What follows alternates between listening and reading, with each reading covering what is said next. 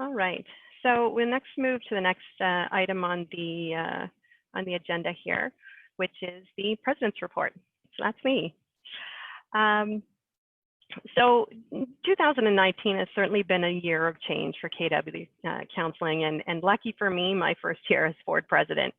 I'd like to take a few minutes to reflect on this past year, to talk about some of the changes we've seen, and introduce you to members of the board who you see across your screen here today.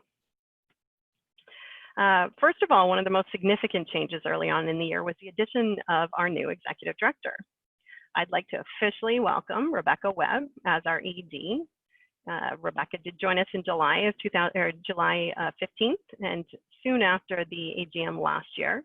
And she became our fourth executive director in KW Counselling's almost 70-year history.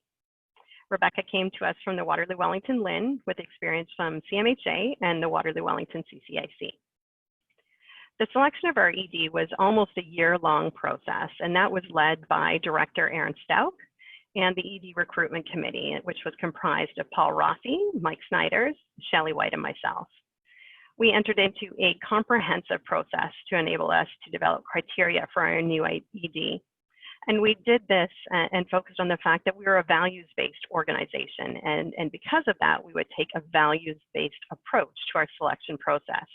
This was an extremely successful process and helped us select Rebecca, who really demonstrated the values of KW Counselling through her leadership behavior and her experience. And with Rebecca's background and strategy in the healthcare sector, we felt that she was the right choice to help KW Counselling navigate the challenges and changes anticipated in the mental health care sector. So now with almost 1 year under her belt, welcome Rebecca. Prior to Rebecca joining our board in July, and after we said goodbye to our former executive director, Leslie Josling, Noel Blake and Diane McGregor of our leadership team took on the responsibility of being the interim co-executive directors. Both Noel and Diane did a fantastic job ensuring that the needs of the agency were met during this period, with a focus on both our people and our community. What really impressed me during this time was how well the leadership team pulled together to support Noel and Diane. I'd like to say a big thank you to Noel, Diane, and the leadership team for their commitment throughout this period. During the year, we've continued to be able to offer our signature programs and services with individual and group counseling, walk-in counseling clinics, OK to Be Me programming, and our Parenting with Passion initiatives. With the increased need in the Waterloo region for services, we would not have been able to meet this need without the continued support of our funders and partners, in particular, the Ministry of Community and Social Services, the Region of Waterloo, the United Way, Waterloo Region, the Holman Foundation, the Ontario Trillium Foundation, the Ashley Foundation, the KW Community Foundation, and the RBC Foundation. So thank you very much to all our funders and partners, as well as all of our donors who have helped us to support us throughout the year in our annual campaign and throughout all of the fundraising initiatives that we have performed. Another significant change over the year was the change in our board of directors. And over the past year, I've been very proud of the board and the engagement and efforts of all our directors through activities and meetings. We have 12 members of the board, and during 2019, we introduced 6 new board members, so 50% of the board changed. And they have integrated very well into our team. Our process to recruit new board members is focused on identifying key skill sets and selecting board members who meet those needs, are passionate about our community, and are dedicated to the mental health sector and the services that we provide. With a significant amount of change in the board, I'd like to take a few minutes to introduce some of our board members to you. Our Finance Committee consists of Neil Bailey, who you've met already, and Amir Abdullah. Neil has been a board member for many years, and Amir was introduced to the board at our prior year's AGM. Both Neil and Amir are dedicated board members with strong financial backgrounds in the banking and financial services sector. Neil and Amir have been integral in helping the board members understand the financial risks that exist for the organization, helping us navigate through these risks, and providing direction to assist us in making strong, fiscally responsible decisions and maintaining stability in our finances. Our Itar Committee consists of Jeff Debiang, Kim Culkin, Maria DeBoer, and Jody Marner, all board members who started with us in 2019. Each of Jeff, Kim, and Jody are professionals in HR in the Waterloo region, and bring with them a tremendous amount of experience related to talent and to assist us with our talent initiatives. Maria's 35 years of experience in the social services sector as an executive director and volunteer brings a wealth of governance experience to the team. Together, this committee has had a keen focus throughout the year on change management and the related impact on our people. Their focus has helped us to meet one of our strategic pillars of being an employer of choice. On our fundraising committee, we have Christine Schmeiss, Linda Chow, Amanda Read, and Rebecca Wagner.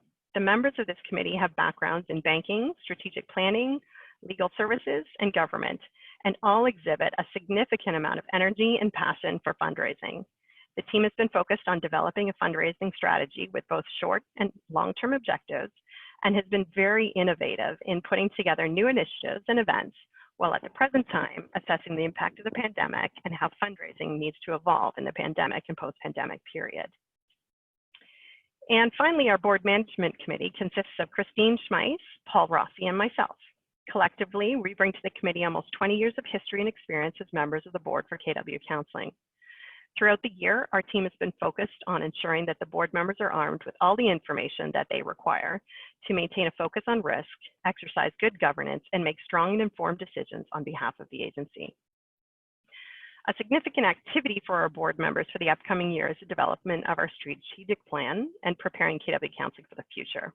So please watch out for communication in the coming weeks as our team reaches out to our clients, community, and stakeholders through surveys and focus groups to better understand how we can better serve the community and to develop our strategic plan.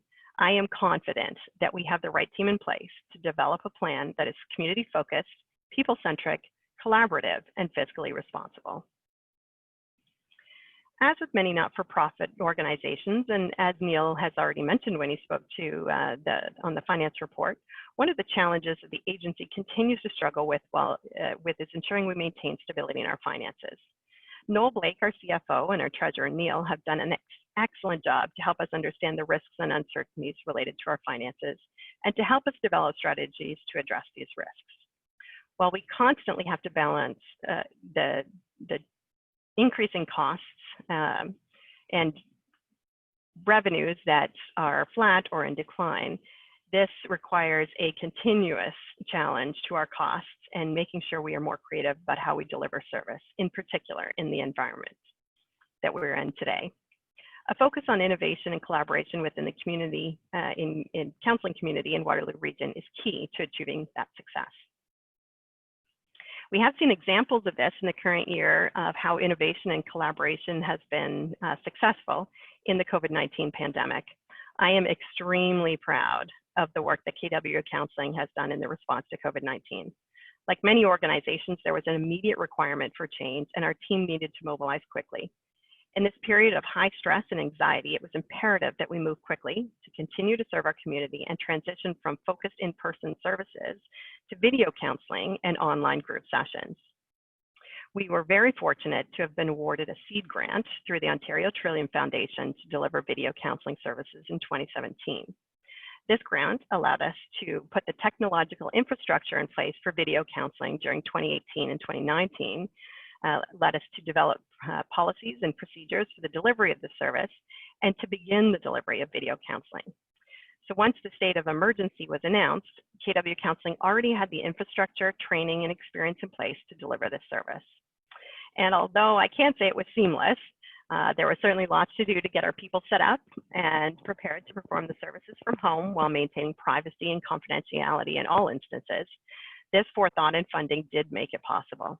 I was very impressed with the KW Counselling team and how well they worked together to make it happen and support each other through the process. A recent change, which has allowed us to be more collaborative within the counseling community in the Waterloo region, is the implementation of a new case management system. This implementation, due to a grant from the Ministry of Health and Long-Term Care through the LIN and the Counseling Collaborative in Waterloo region, has allowed us to migrate to a common platform. This new resource provides the opportunity for increased collaboration across the counseling agencies in Waterloo region to better serve our community. The province has demonstrated a strong commitment to mental health funding in Ontario with its announcements of support for mental health services, including publicly funded therapy. Additional funding for services provided throughout the pandemic continue to support that commitment. I believe that the changes that I've highlighted for you today that have been implemented throughout the year in 2019 really demonstrate that KW Counselling is poised to be a strong contributor to the delivery of enhanced mental health services to the Waterloo region. This will enable KW Counselling to continue to deliver on our vision of a community where no one is left behind and positive relationships are valued as our highest achievement.